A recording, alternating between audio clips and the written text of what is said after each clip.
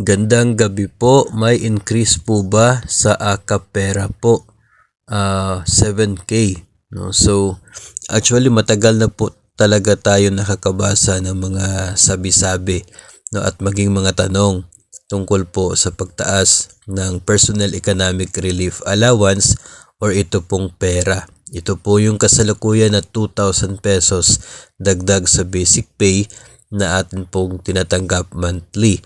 So, ang pera sa ngayon ay wala pa po tayong nababasa o kaya ay nakikita na legal na basihan para po sa pagtaas nito.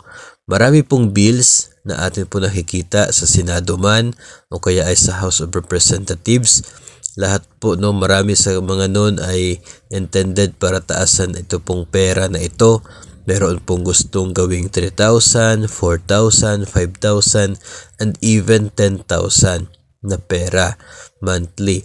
Pero yung mga bills po na yan na kung magiging batas, mai-implement na, kasalukuyan po lahat ng mga yan ay nakapending sa committee doon po sa Senado o kaya ay sa House of Representatives, kaya wala pa po tayong basihan for any increase.